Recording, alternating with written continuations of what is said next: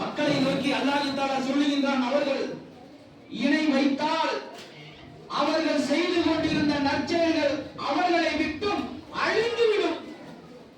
மக்களுக்கு அல்லாஹ் தஆலா சொல்லுகின்றான், நீங்கள் இணை வைத்தீர்கள் என்று சொன்னால் நீங்க செய்திகளை நல்ல அறங்கள் எவ்வளவு சிரமமாக இருந்தாலும் வந்து அந்த நல்ல அமல்களை செய்கின்றீர்களே, அந்த நல்ல அறங்கள் எல்லாத்தையும் அழிக்கப்பட்டுவிடும்.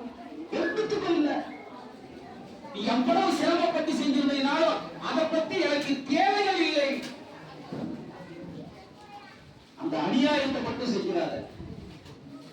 இணை வைத்தல் என்கின்ற மாபெரும் அநியாயத்தை நீ செய்து விடாதே என்று இஸ்லாம் முதல் கட்டமாக இந்த அமல்கள் விஷயத்தில் நமக்கு அடிப்படையான அடித்தளத்தை போட்டு காண்பிக்கின்றது. இந்த இடத்துல இருந்தால் உங்களுடைய அமலை பார்க்கணும். செய்யக்கூடிய எந்த அமலாக இருந்தாலும் இணை வைத்தல் வந்துவிடக் கூடாது. மாற்று மத சகோதரர்கள் எவ்வளவு பெரிய மருத்துவமனை எல்லாம் கட்டியிருப்பாங்க. கண்ணு இலவசமா ஆபரேஷன், ஹார்ட் ஆபரேஷன். மாற்று மத சகோதரர்கள் நிறைய பேர் செய்யக்கூடியவர்கள் இருக்கிறாங்க. பொருளாதாரத்தை மாறி வழங்கக்கூடியவர்களாக இருக்கின்றாங்க. யோசனை பண்ணி பாருங்க. இணை வைக்கக்கூடிய மிகப்பெரிய பாவத்தோடு அத்தனை விஷயங்களும் செய்யறாங்க. கிடைக்குமா? செல்லா காசாக இருக்கும். எவ்வளவு பெரிய விஷயம், சாதாரண விஷயமா? மருத்துவ உதவி மகத்தான உதவி செய்யறாங்கல்ல. அல்லாஹ் நமக்கு கொடுத்திருக்கின்றான் ஹிதாயத்தை. கொஞ்சம் நினைச்சு பார்க்கணும்.